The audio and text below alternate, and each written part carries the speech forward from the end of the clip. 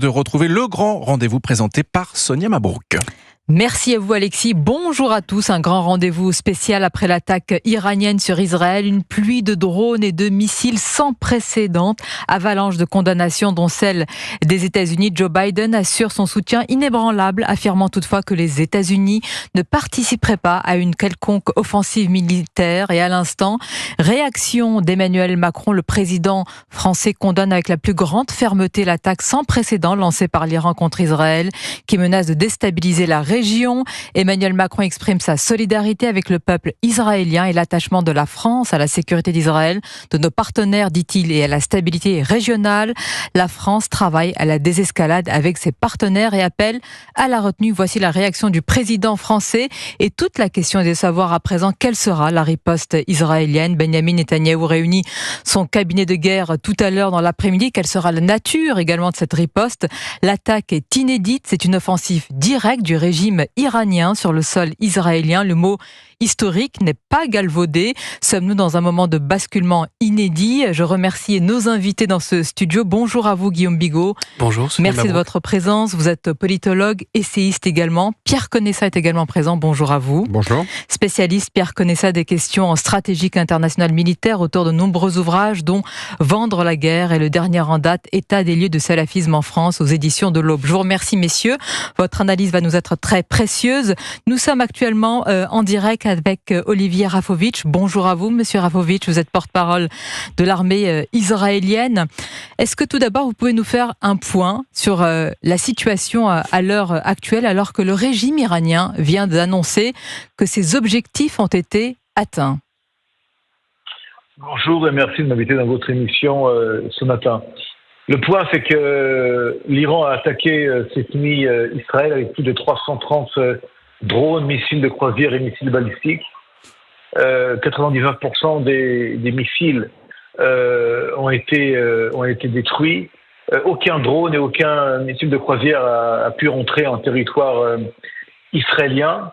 Il y a eu des tirs qui sont venus du Yémen par les Houthis, d'Irak par les milices pro-iraniennes chiites, du Hezbollah également au sud-Liban, et évidemment du territoire iranien. Et du côté israélien, encore une fois, nous avons une base aérienne dans le sud qui a été légèrement touchée, mais aucun problème pour ni décollage et atterrissage de nos appareils. Encore une fois, l'armée de l'air et la défense antiaérienne et anti-missiles ont joué un rôle très important.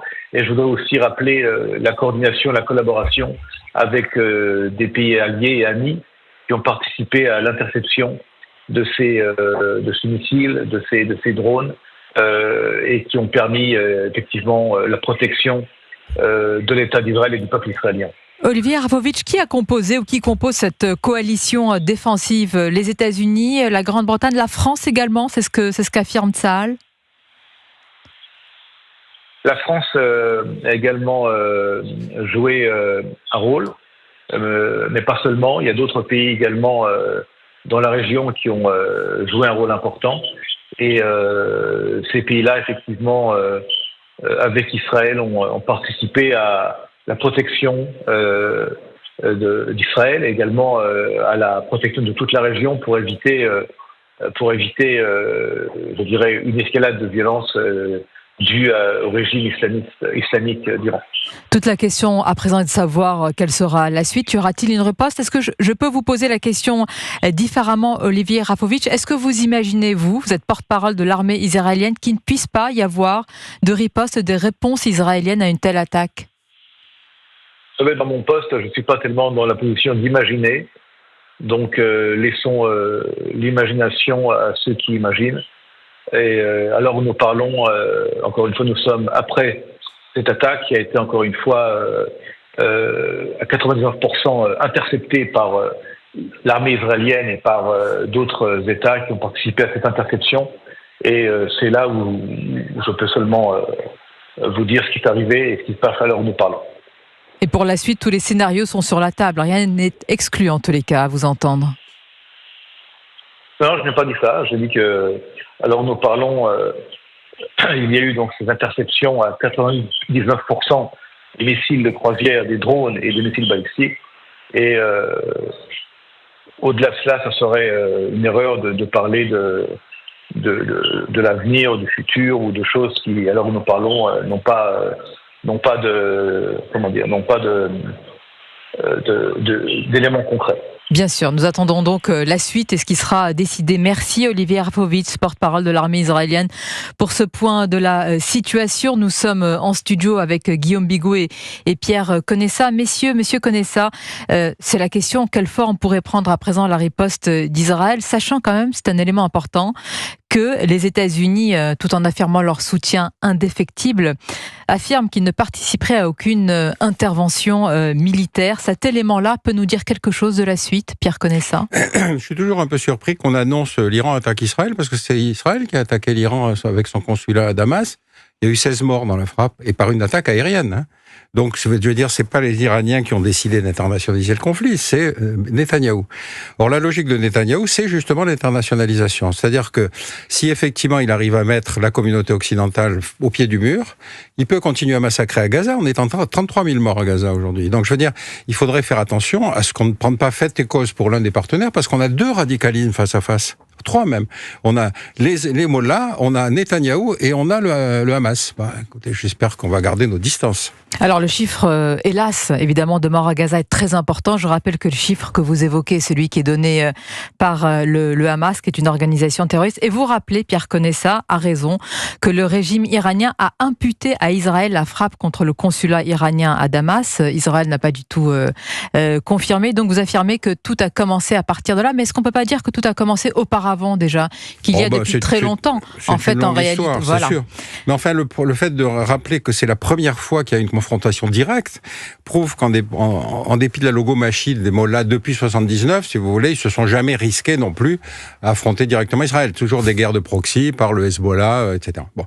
Donc, on sait que ce sont des gens qui ont une grande gueule, mais qui sont quand même extrêmement prudents. Et donc, le problème, c'est qu'aujourd'hui, on a en face un Netanyahou qui, lui, pense utiliser la guerre, y compris pour regagner les élections israéliennes.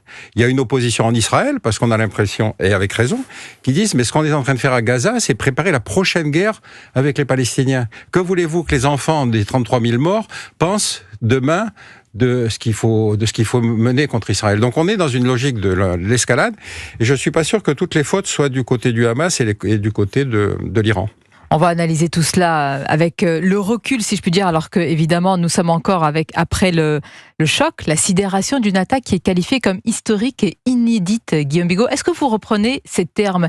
Il est vrai que l'ampleur de cette pluie de drones et de missiles qui a été contrée effectivement par la défense israélienne et par la coalition de défense, donc USA, Grande-Bretagne, Jordanie et un peu la France, selon Olivier Rafovitch, reste quelque chose d'inédit aujourd'hui.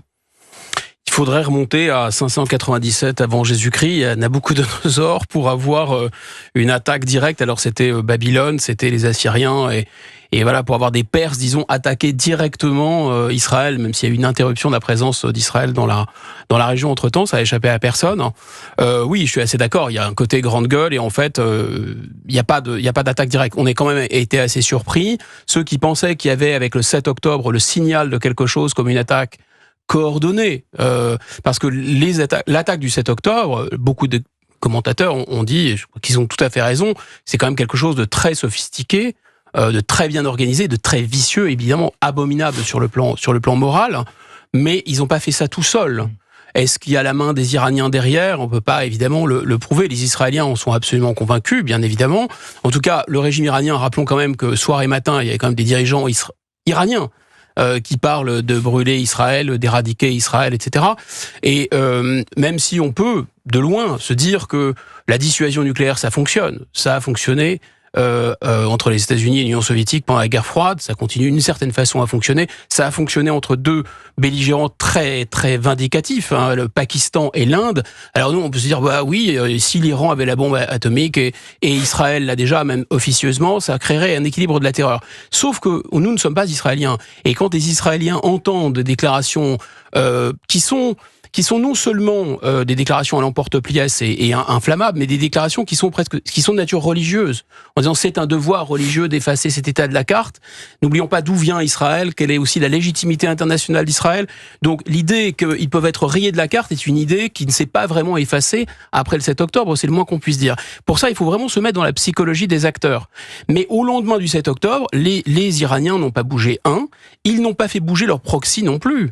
Il y a eu quelques petits, des petites piqûres d'épingle dans le nord d'Israël. On s'attendait à quelque chose de très coordonné, ce n'est pas venu. Souvenez-vous aussi des discours des chefs du Hezbollah qui étaient attendus. Alors, c'est un peu comme avant de monter sur un ring, là, ça va être vraiment très très très très viril.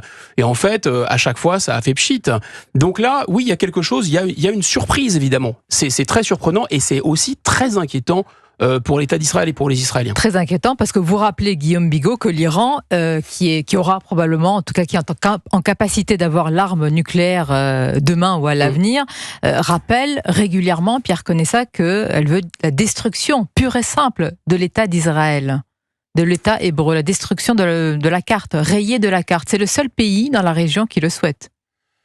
Oui, disons qu'il s'est passé des évolutions stratégiques qui avaient de quoi, effectivement, remettre en jeu, si vous voulez, le débat. Rappelez-vous cette normalisation entre les États du Golfe et Israël.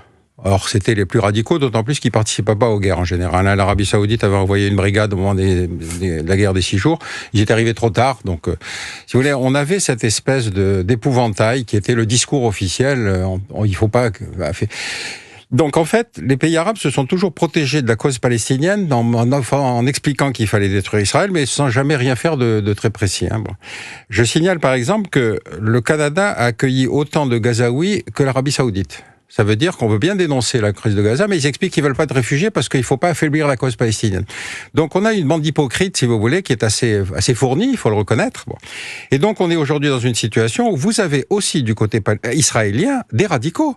Vous avez un type qui s'appelle Ben Gvir qui voulait lui utiliser la bombe contre Gaza. Bon, visiblement, heureusement qu'il en connaît pas la portée parce que sinon Israël n'aurait pas été épargné, si vous voulez, par l'usage d'une bombe. Vous en avez d'autres, effectivement, qui continuent à coloniser la Cisjordanie. C'est-à-dire, vous avez aujourd'hui des colonies illégales menées par des juifs radicaux protégés par Tsahal avec des routes interdites aux Palestiniens, et ça se fait alors qu'on parle de l'Iran. Donc il faudrait arrêter de penser que la faute est d'un seul côté. Il y a quelque chose quand même qui nous interpelle, Pierre Conessa et Guillaume Bigot, c'est qu'il y a une forme toujours de sidération. Hier encore, plusieurs experts affirmaient qu'il ne pouvait pas y avoir d'attaque iranienne. Ça rappelle un petit peu, comparaison n'est pas raison, mais ce qui s'était passé avec l'attaque russe en Ukraine. Pourquoi est-ce que de notre point de vue occidental, on n'arrive pas aujourd'hui à imaginer, à anticiper et même à se rendre compte de la gravité de tels événements ? Bon, d'abord, il y a l'évacuation mentale du champ mental de la guerre. Ça fait très longtemps, même si là, elle est de retour au grand galop. La guerre, elle avait jamais vraiment... elle avait vraiment jamais vraiment disparu. Mais qu'est-ce que la guerre, dit Platon? Celui qui a vu la guerre en face n'en est pas revenu, est mort. La guerre, c'est quand on peut la perdre, précisément. Or, nous n'avons plus, les Occidentaux, mené de guerre que nous pouvions perdre depuis si longtemps. Donc, on l'a sorti de notre champ mental. Mais surtout, je pense qu'il y a quelque chose qui est assez complexe à comprendre. C'est là, nous avons un raisonnement, disons, rationnel. Pas toujours, on a de l'irrationalité, mais l'Occident raisonne de manière rationnelle, et l'Occident a des buts et des finalités rationnelles. Et en face, je veux dire en face, on peut pas tout inclure non plus, mais si on prend les Iraniens, par exemple, si on prend les gens qui sont très hostiles à Israël dans la région, et notamment les fanatiques religieux de tout poil, ils peuvent avoir une grande rationalité dans les moyens, mais pas une grande rationalité dans leur but. Et vous pouvez avoir un but absolument, je dirais, millénariste, c'était le cas de Ben Laden, et en même temps déployer une rationalité redoutable, tel que le bilan coût-avantage et ce que vous allez infliger à l'ennemi est terrifiant. C'est ça la difficulté. Et quand j'entends oui, mais alors les Israéliens disent il faut parler arabe, il faut les taper fort, etc. Moi, ce qui me fait peur, c'est vraiment de sous-estimer l'ennemi. Quand on fait la guerre, il faut surtout pas sous-estimer l'ennemi en réalité. Et là, c'est inquiétant. Et je me demande d'ailleurs, parce que ce sont des grands joueurs d'échecs, les Iraniens. Alors, Pierre Conessa a raison, je me range plutôt à son avis quand il dit les Israéliens, le 1er avril, ont attaqué, en fait, ce qui était un territoire iranien à l'étranger, en l'occurrence à Damas. Inédit, hein, attaquer une antenne voilà, consulaire. 16 morts, 2 généraux de Al-Quds et 7 gardiens de la Révolution. Qu'ils aient frappé des ennemis, ils le font toujours et c'est normal, mais là, ils ont vraiment, c'est en violation du droit international et surtout, ça obligeait l'appareil d'État iranien à réagir. En fait, d'une part, en dehors même du fait qu'ils font ça sous le regard des ennemis d'Israël et ils jouent cette carte d'être les leaders en fait de l'axe du refus. Donc ça les obligeait à réagir. Mais de quelle manière ont-ils réagi ? Ils auraient pu frapper un consulat israélien, ils auraient pu frapper une ambassade israélienne. Non, là, ils ont joué le grand jeu, ils ont déployé le grand jeu. Alors, en même temps, ils l'ont fait avec quelque chose qui pouvait être tout à fait intercepté. Et je pense qu'ils savaient que ça pouvait être intercepté et que ça ne ferait pas de mort à l'arrivée. Et donc, j'en termine là dans mon raisonnement. Pour moi, c'est quand même une démonstration assez générale du manque de leadership américain. Les Américains n'ont pas été capables d'empêcher les Israéliens de frapper le consulat, de la même façon que les Israéliens ne sont pas capables de retenir la main des Israéliens à Gaza et à Rafah, de la même façon, là, au fait, c'est un dilemme. Et j'en reviens à cette idée que les Iraniens sont des joueurs d'échecs parce que soit Israël riposte contre l'avis des Américains, quid du leadership américain, hein, soit Israël ne riposte pas, et ben là, pour Israël, allié des États-Unis, c'est aussi un aveu de faiblesse. Mais c'est la question majeure que vous posez, Guillaume Bigot. Pierre connaît ça, c'est la véritable question. Quand je disais tout à l'heure que peut encore faire la diplomatie, je parle évidemment surtout et essentiellement de la diplomatie américaine. Joe Biden a eu des mots extrêmement pesés, hein, je vous les rappelle. La Maison-Blanche a réaffirmé son soutien inébranlable, comme à chaque fois d'Israël, mais affirmant qu'elle ne participerait pas à une quelconque offensive militaire. Donc mettant déjà, si je peux dire, des lignes rouges à une riposte israélienne. Qu'est-ce que ça peut vouloir dire pour la suite ? Je crois que Gaza a montré les fissures que le camp de soutien à Israël commence à marquer. C'est-à-dire que vous avez effectivement des gens qui trouvent que la répression consécutive à ce massacre effroyable qu'a fait le Hamas est totalement disproportionnée. Et donc vous avez des gens qui, depuis un certain temps, qui étaient plutôt sur des positions très pro-israéliennes, commencent à trouver que Netanyahou n'est pas le meilleur des leaders possibles pour défendre la cause israélienne. Il y a même des gens qui disent que c'est le pire défenseur de la cause israélienne. Bon. Pourquoi je dis ça ? Parce qu'en fait, il s'est passé une évolution dont nous sommes d'ailleurs les symboles.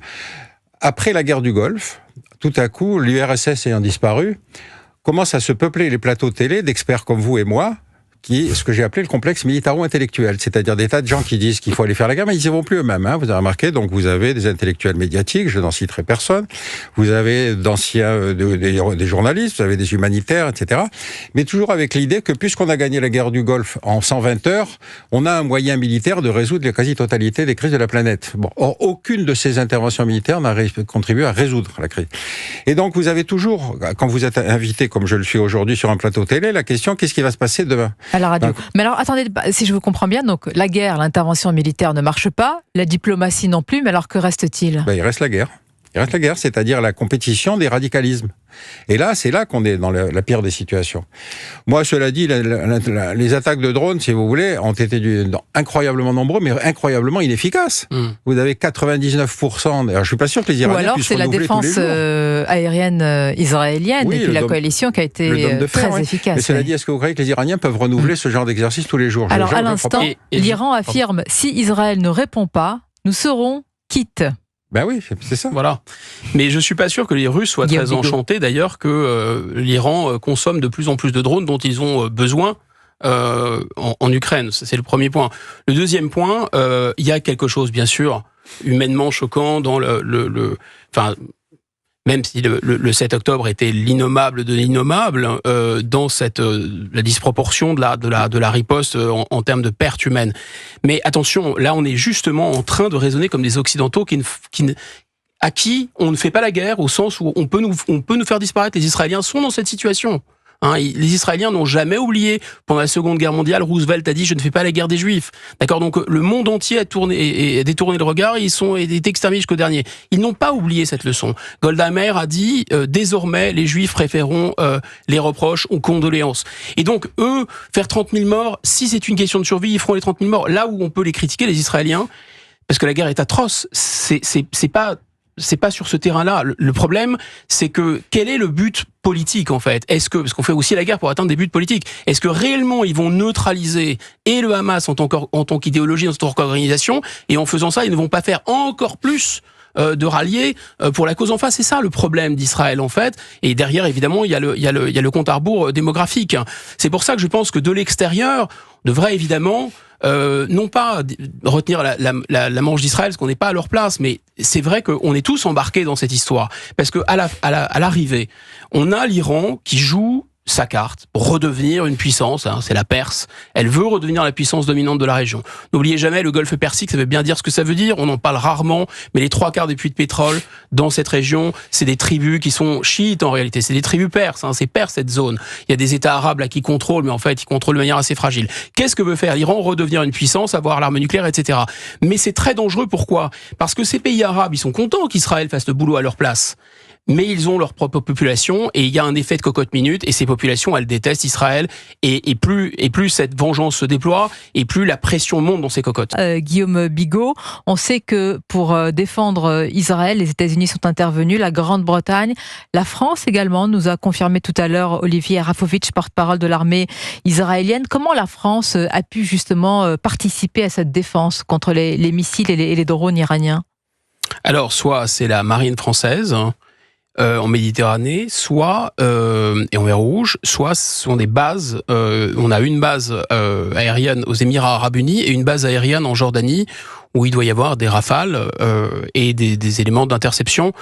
Bon, donc on a soit pu donner des informations et peut-être se partager le travail avec les Britanniques, avec les Américains, parce qu'apparemment il y avait quand même beaucoup d'objets volants, certes très lents. Et donc facile à abattre d'une certaine façon, mais il y avait aussi des missiles. Et alors les missiles, à mon avis, pas trop m'avancer non plus, mais ça relève plus de mesures type les antimissiles patriotes, les choses comme ça, parce que là ça va beaucoup plus vite. Alors le risque d'internationalisation du conflit, Pierre connaît ça, avec des pays arabes qui sont évidemment dans la très très grande retenue. Je pense à la Jordanie, je pense à l'Égypte également. Tous ces pays-là évidemment, n'ont aucun intérêt à ce qu'il y ait un embrasement dans la région et font tout pour que cela ne se passe pas. Est-ce que vous pouvez aujourd'hui nous résumer, appréhender quelle est leur attitude vis-à-vis à la fois du régime iranien et de l'État hébreu? Je crois que vous avez fait le constat, c'est-à-dire qu'effectivement, personne n'a envie que la guerre s'internationalise régionalement. Ça ne veut pas dire qu'elle ne peut pas s'internationaliser autrement. Mais la Jordanie, rappelez-vous quand même qu'en 1947, c'était censé être l'État palestinien, la Jordanie. Bon, il n'y a pas eu de plus grand massacre de Palestiniens que Septembre Noir. C'est-à-dire, ce ne sont pas les Juifs qui ont tué plus de Palestiniens, ce sont les Jordaniens. Donc que la Jordanie, fasse très attention à ne pas se mêler de ce genre de crise, on le comprend. L'Égypte est dans une attitude beaucoup plus incroyable, puisqu'ils ont fermé la frontière de Gaza, c'est-à-dire qu'aujourd'hui, vous avez des gens qui non seulement crèvent de faim, qui sont sous le fait des bombardements. Je rappelle pour aux auditeurs que Gaza, c'est la taille du territoire de Belfort. Le territoire de Belfort, il y a 30 000 personnes. À Gaza, il y a 1 300 000 personnes. Bon. Quand vous avez des bombes comme il y a eu une campagne où il y a eu 200 bombardements en 48 heures. Là, il y a effectivement 350 missiles dont aucun ne touche ses cibles. Par contre, je suis pas sûr que les 200 frappes aériennes n'aient fait aucune victime. Donc, encore une fois, il faut faire très attention. On est en train à travers une victimisation qui remonte à la Shoah, de justifier des choses qui sont injustifiables. Si on regarde les victimes de chacun des côtés, on a une attitude, si vous voulez, qui peut être beaucoup plus critique vis-à-vis parfois d'une démocratie, et ça peut être le cas pour Israël. Donc, il faut être extrêmement J'entends, prudent. mais est-ce qu'on peut parler, est-ce que vous voyez une proportionnalité? Nous avons quand même d'un côté une attaque qui n'est pas revendiquée par Israël d'un consulat iranien à Damas, et de l'autre... revendiqué par Israël, il n'y a pas beaucoup d'avions qui attaquent en Jordanie. Je le précise simplement pour nos auditeurs. Et puis vous avez de l'autre côté, malgré tout, 350 drones et missiles qui se sont abattus directement sur le sol israélien. Est-ce que vous pensez qu'il y a une proportionnalité dans la riposte? La riposte, oui, la proportionnalité. Il y a 16 morts dans le consulat iranien, il n'y a aucun mort en Israël. Moi, Guillaume je regarde Bigot, les victimes, si vous voulez, à chaque fois. Guillaume Bigot, est-ce que tout cela était alors écrit à l'avance? Est-ce que Israël s'attendait finalement à une telle riposte après avoir touché sur le sol syrien une annexe iranienne? À tout le moins, ils s'attendaient à fragiliser leur vis-à-vis iranien. Parce que s'il n'y avait pas eu de riposte du tout, c'était quand même la démonstration faite que ce fameux axe du refus, il n'était pas capable de faire grand-chose. Puisque là, c'était, je rappelle, en droit international, un consulat, une ambassade, c'est le territoire du pays en question. Après... il me semble que symboliquement, tout de même, si si les Iraniens s'étaient tournés vers des objectifs diplomatiques israéliens à l'étranger, ou avaient atteint des intérêts, disons, israéliens à l'étranger, c'était pas la même chose que de riposter directement sur les territoires israéliens.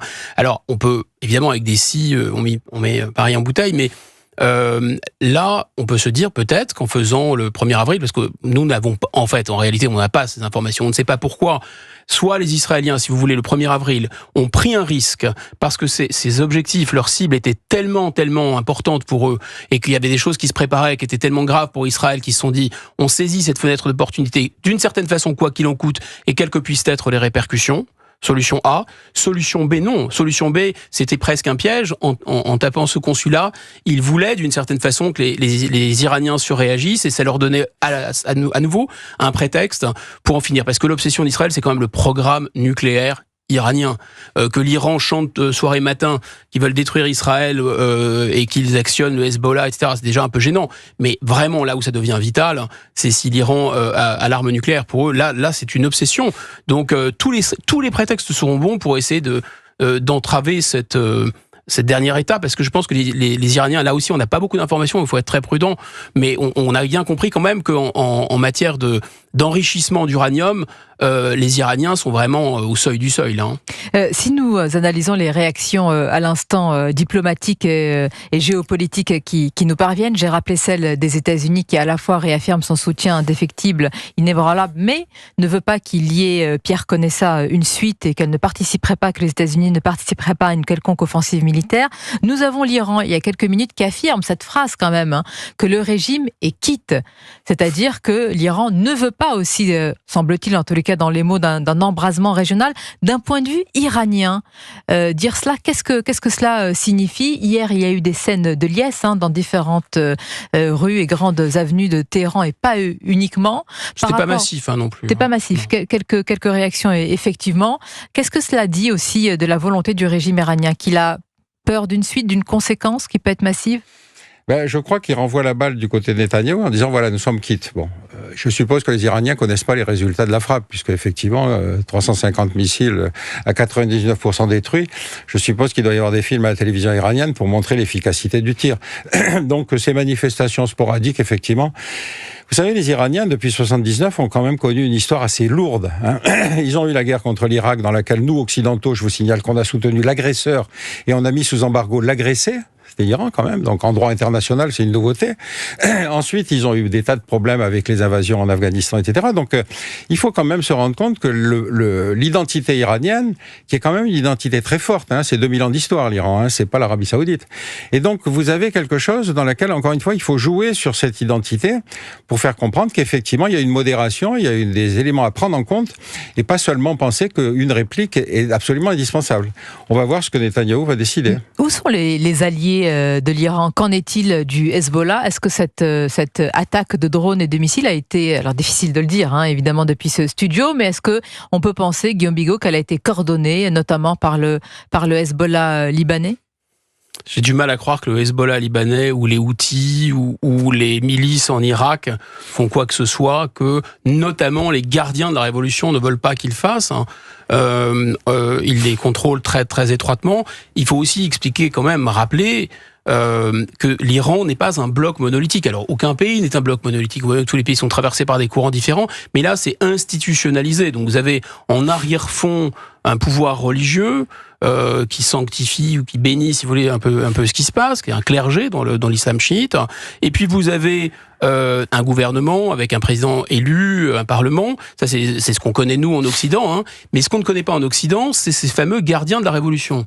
Ces gardiens de la Révolution, c'est vraiment un État dans l'État. Donc, ils ont une armée à eux, c'est plus de 130 000 hommes, ils ont des entreprises, ils contrôlent les télécommunications, ils contrôlent l'énergie, et ils ont une marge de manœuvre en tant que telle, si vous voulez. Ils peuvent faire des choses avec lesquelles le gouvernement iranien n'est pas tout à fait d'accord. Et là, il y a quelque chose de complexe, parce que l'intérêt d'Israël, l'intérêt du monde entier, d'une certaine façon, c'est qu'un jour ou l'autre, les Iraniens virent leur cutie d'une certaine façon, et qu'on sorte de cette longue séquence interminable de la révolution iranienne, etc.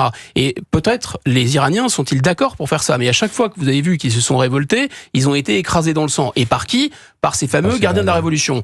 Le danger, c'est quoi ? C'est de riposter sur l'Iran. L'Iran est un vieux pays très patriote, avec un État fort, et les Iraniens peuvent faire bloc. Là, pour le coup, ça peut prolonger l'agonie, en quelque sorte, du régime, qui a l'air quand même de tenir bon. En sens inverse, la chance du monde occidental en général, qu'est-ce que c'est ?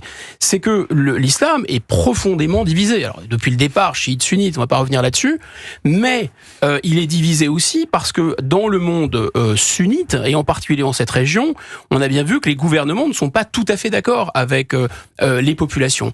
Et la chance qu'on avait, c'est que les islamistes, qui ont pénétré dans ces populations, vous parliez de la fameuse rue arabe, elle n'est pas que islamiste, faut pas la caricaturer, mais les islamistes quand même ont une pénétration dans le tissu social depuis longtemps, des décennies. Les islamistes, ils nous détestent, ils détestent Israël, ils détestent l'Occident, mais ils détestent encore plus les chiites. Ouais, c'est ça qui est compliqué. Et en fait, l'Iran, utilise ce ressentiment des populations arabes contre leur gouvernement pour essayer de les faire tomber. Et regardez ce qui se passe. Ils ont un peu actionné probablement le Hamas avec le 7 octobre. Et regardez l'onde de choc, y compris jusque dans nos banlieues, de ce qui s'est passé. Est-ce que c'est l'Iran qui est derrière ? Pas exactement, mais ça sert les intérêts de l'Iran. Nous allons nous rendre dans quelques instants aux États-Unis avec notre correspondant sur place. Mais tout d'abord, nous sommes en ligne et en direct avec Mona Jafarian. Bonjour à vous, Madame Jafarian. Vous êtes la présidente et cofondatrice de l'association Femmes Azadi. On a l'habitude de vous entendre sur les combats, évidemment, pour la liberté, pour les femmes iraniennes contre l'islamisme. On voudrait avoir votre réaction ce matin. Comment vous avez et comment vous vivez ce qui est en train de se passer dans la région et après cette attaque iranienne ? Eh bien, je dois vous avouer que aujourd'hui, je vais me permettre d'être la voix du peuple iranien, puisque c'est important pour nous et c'est le but premier de notre association. Il faut savoir que ce soit nous ou le peuple à l'intérieur du pays, il était très important de faire savoir au monde que cette attaque est celle de la République islamique et pas celle de l'Iran, puisque l'Iran appartient au peuple iranien et que le peuple iranien est le premier à condamner ces attaques. Maintenant, on le vit forcément très mal puisqu'on sait qu'il y a une riposte possible, mais on sait aussi que le régime de Téhéran, via ses proxys terroristes, cherche le conflit depuis maintenant très longtemps. L'idéologie même de la République islamique est dans son slogan qui est « Mort à Israël, mort aux États-Unis et mort à l'Occident ». Donc finalement, rien de surprenant dans cette escalade, puisqu'on sait que le régime est bien déterminé à mener son idéologie à bout. C'est important ce que vous dites, Mona Jafarian. On a vu quelques scènes de joie, de liesse, d'applaudissements dans certaines rues en Iran. Et évidemment, comme dans tout pays, il ne s'agit pas d'en faire une lecture totale et d'essentialiser ce que pense une population, mais votre voix est là pour dire et pour affirmer que, évidemment, ce n'est pas la voix du régime iranien. Alors les scènes de liesse, alors je ne sais pas si on peut vraiment parler de scènes de liesse puisque si vous prenez juste Téhéran, c'est 12 millions d'habitants et il n'y avait même pas 10 000 personnes dans la rue, et les personnes qui sont dans la rue sont des miliciens du régime. Il faut savoir que la République islamique est très forte en propagande. Si vous regardez aujourd'hui les médias de la République islamique, alors pour nous c'est très important de dire toujours République islamique et non pas Iran, vous avez l'impression qu'ils ont frappé Israël partout, que ce fut une attaque qui a totalement réussi. Et ce que vous voyez aujourd'hui, qui sont des vidéos qui sont propagées par le régime lui-même, sont faits justement pour faire croire au monde que le peuple iranien est derrière le régime et que hier tout le monde se réjouissait de ces attaques. La réalité, c'est que les réseaux sociaux, c'était des dizaines et des dizaines de milliers d'Iraniens qui condamnaient les attaques, qui se moquaient de ce régime et qui les ridiculisaient. Donc c'est vrai que c'est très important pour nous que les gens aient conscience que les images qui proviennent aujourd'hui de la République islamique ne sont pas la réalité du terrain, puisqu'on est aujourd'hui face à un régime qui a contre lui son peuple, puisqu'on estime qu'ils n'ont plus que 10% de partisans à l'intérieur même du pays. Et est-ce que vous craignez, Mona Jafarian, déjà que la situation est extrêmement difficile, c'est un euphémisme évidemment, une réaction encore plus forte par rapport à son propre peuple, justement, du régime islamique d'Iran. Vous vivez à l'étranger, aujourd'hui vous êtes né en Iran, vous avez beaucoup de contacts sur place. Est-ce qu'une telle attaque peut participer à un chamboulement intérieur aussi à l'intérieur du régime ? Alors écoutez, la République islamique n'a pas attendu les frappes, puisque ça fait déjà quelque temps qu'elle a augmenté à nouveau drastiquement la répression. Il faut dire qu'à l'intérieur même du pays, contrairement à ce qu'on peut penser de l'extérieur en ayant la vision d'un régime inébranlable, ils sont énormément fragilisés. Ils ont du mal aujourd'hui à avoir l'appui du peuple. Donc la répression contre les femmes s'est accentuée terriblement. On est face à des tentatives désespérées de propagande où on fait venir des figurants d'autres pays frontaliers pour remplir des stades et filmer de fausses cérémonies. Donc si vous voulez, c'est un régime qui est profondément aujourd'hui mis à mal. Si vous voulez un exemple flagrant, on estime que un tiers des mosquées ont déjà fermé. Donc il y a une espèce de rejet massif du régime, de l'idéologie et même de la religion. Et c'est vrai que les Iraniens sont en train de hurler au monde. Nous ne sommes pas la République islamique et nous rejetons. Et la révolution continue. Donc on a vraiment énormément de résistance dans les rues, partout dans les stades. Donc c'est vrai que c'est important pour nous de relayer sans cesse que ce combat n'est pas terminé et que cette révolution est toujours en cours, même si elle prend des formes différentes. Et le régime est plus que jamais fragilisé de l'intérieur, d'où ces tentatives désespérées d'exister via ces proxys terroristes. Merci alors Mona Jafarian d'avoir porté justement la suite et cette révolution, votre combat en direct sur Europe 1. Merci à vous. Je rappelle que vous êtes la présidente et la cofondatrice de l'association Femmes Azédi. Et c'est vrai que cette analyse de Mona Jafarian nous éclaire. Je disais tout à l'heure, ces scènes de liesse, évidemment, elles sont à relativiser, Guillaume Bigot. Oui, on a eu d'ailleurs, c'est assez peu, on en a assez peu parlé en France, mais il y a eu des mouvements de foule en faveur d'Israël, aussi surprenant que ça puisse paraître, en Iran, dans des stades en Iran, parce que le gouvernement, en fait, les Iraniens sont pas nécessairement très des sponsors d'Israël, mais les Iraniens en ont assez d'être opprimés, ça c'est sûr, et en ont assez que leur gouvernement utilise Israël comme un prétexte pour les opprimer précisément. Donc à un moment, cette propagande, elle devient extrêmement contre-productive. Bon, après, on a ce qu'on a appelé les révolutions arabes. Il faut pas oublier que ça a démarré en Iran quand même. C'est là où je pense c'est le peuple iranien qui est le plus mûr pour se démocratiser. Tout le problème est là, c'est qu'on ne peut pas. La démocratie, c'est pas une plante en pot qu'on peut transposer. Il faut qu'il y ait des racines. Ça met vraiment des siècles à s'installer la démocratie. Quand on a bombardé l'Allemagne, il y a eu ensuite la démocratie. Non, il y avait déjà des prodromes de la démocratie avant. C'est ça que ça a fonctionné. Donc on va pas bombarder des pays. On l'a fait 10 fois en Libye, en Irak, etc. Et dire tiens, c'est bizarre, la démocratie n'arrive pas. En Iran, je pense qu'il y a vraiment quelque chose de plus profond qui se passe et un bouleversement. Et le principal soutien israélien qui sont les États-Unis réaffirment leur solidarité tout en mettant en garde contre finalement une réaction en chaîne. Que s'est-il passé ces dernières heures justement aux États-Unis ? Nous y sommes avec notre correspondante Europe 1 sur place, Aviva Fried. Oui, Joe Biden, qui était en week-end, est rentré d'urgence à la Maison-Blanche, où il a passé une partie de l'après-midi et de la soirée enfermé dans la Situation Room, la salle de crise, avec notamment le secrétaire d'État, le secrétaire à la Défense et le patron de la CIA. Sur le terrain, l'armée américaine a aidé Israël à abattre au moins une douzaine de drones et de missiles iraniens. Joe Biden s'est également entretenu avec le Premier ministre israélien Benjamin Netanyahou pour discuter de la réponse à apporter à cette attaque, que certains souhaitent implacable, comme le représentant républicain Mike Lawler, interrogé par CNN.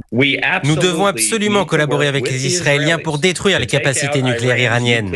Le monde n'a pas été dans une situation aussi périlleuse depuis la Seconde Guerre mondiale. Nous devons être Winston Churchill, la victoire à tout prix. Les États-Unis sont dans une position d'équilibriste. Ils doivent se montrer très fermes face au régime des Mollahs, mais ils ont aussi tout intérêt à plaider l'apaisement pour éviter un embrasement général. L'attaque iranienne aura en tout cas fait bouger le Congrès américain, l'aide à Israël bloquée depuis des mois pourrait être voté dès la semaine prochaine. Position d'équilibriste, comme le dit notre correspondante d'Europe 1 aux États-Unis. Je vous rappelle la réaction française ce matin. Emmanuel Macron sur les réseaux sociaux: je condamne avec la plus grande fermeté l'attaque sans précédent lancée par l'Iran contre Israël qui menace de déstabiliser la région. J'exprime ma solidarité avec le peuple israélien et l'attachement de la France à la sécurité d'Israël, de nos partenaires et à la stabilité régionale. La France travaille à la désescalade avec ses partenaires et appelle à la retenue. Ce même mot qui est utilisé par beaucoup de capitales occidentales après cette attaque iranienne sur Israël. Je vous rappelle qu'une pluie de drones et de missiles a touché le sol israélien, avalanche de condamnation. Et toute la question à présent est de savoir quelle sera la riposte de l'État hébreu, quelle en sera la nature. Benjamin Netanyahou réunira plutôt son cabinet tout à l'heure à 15h. Nous avons eu tout à l'heure en ligne Olivier Rafovitch, qui est le porte-parole de l'armée israélienne, qui nous a rappelé aussi les dégâts. Précisons-le, ils sont minimes, fort heureusement, évidemment. Dégâts militaires, pas de bilan humain. Le mot historique a aussi été employé pour qualifier cette attaque inédite. Et avec vous, Pierre Conessa et Guillaume Bigot, nous avions rappelé aussi qu'il y avait eu cette attaque du régime, en tous les cas d'un consulat iranien à Damas. Probablement est-ce la réplique hier, réplique très très importante. Nous attendons ce qu'il en sera. Peut-être un mot de conclusion pour la suite. Est-ce que, pour reprendre ma première question, vous qualifiez quand même cela de moment inédit dans l'histoire aussi du Proche-Orient, vous qui connaissez parfaitement cette région, Pierre Conessa? Oui, c'est un moment inédit dans le sens où effectivement c'est une confrontation directe qui n'avait jamais eu lieu entre l'Iran et Israël. Bon. Donc là, c'est quelque chose qui effectivement mérite qu'on s'y arrête. Cela dit, moi, ce qui me frappe beaucoup dans la région, c'est que il y a une dimension de la diplomatie iranienne qui est quand même cette rivalité avec le monde sunnite. Si vous regardez la carte, vous avez aujourd'hui une rivalité sunnite-chiite en Afghanistan, au Pakistan, en Syrie, en Irak, au Liban, au Yémen et même au Nigeria. Et donc, vous avez effectivement quelque chose qui est une guerre que nous ne connaissons pas, parce que nous, ça ne nous concerne pas directement, mais qui est une variable importante dans cette rivalité. Et dans cette rivalité avec le monde sunnite, il y a aussi l'idée de l'identifier comme le meilleur défenseur d'Israël. Voilà. Donc, tout ça, c'est une espèce de guerre, de billard à trois bandes. Et malheureusement, je suis pas sûr qu'on puisse arrêter la boule blanche. Quoi. Non, et avec beaucoup de conséquences. Le mot de la fin également, Guillaume Bigot, ces guerres dans ce Proche-Orient, dans le Moyen-Orient et Proche-Orient compliqués, nous touchent aussi au premier chef, avec des conséquences politiques, géopolitiques, économiques aussi. Ah ben, c'est sûr. Là, il y a quelque chose qui est quand même étonnant, c'est que si on regarde l'ouverture de ce second front et de cette crise du 7 octobre, ça a déjà eu un effet très notable. C'est que vous avez remarqué qu'après le 7 octobre, les États-Unis, quand même, soutiennent beaucoup moins l'Ukraine qu'avant le 7 octobre. Donc on comprend bien que les États-Unis, qui avaient déjà été en saturation de production de munitions uniquement pour les Ukrainiens, maintenant qu'ils doivent fournir des munitions à bloc aux Israéliens, ils peuvent pas les fournir aux Ukrainiens. J'ai pas dit que la Russie était derrière le 7 octobre. J'ai dit que ça fait bien leurs affaires, en tout cas. C'est le premier point. Deuxième point, vous savez, les historiens, si l'histoire apprend vraiment quelque chose, c'est que l'imprévisible arrive, l'inattendu arrive, des choses qu'on ne peut pas imaginer. Il peut sortir tout. Le meilleur, l'effondrement du régime iranien, le pire, un embrasement, ou rien d'ailleurs. Personne ne peut le savoir à ce stade. En tous les cas, merci d'avoir analysé l'imprévisible avec nous pour un grand rendez-vous spécial sur Europe 1 en direct.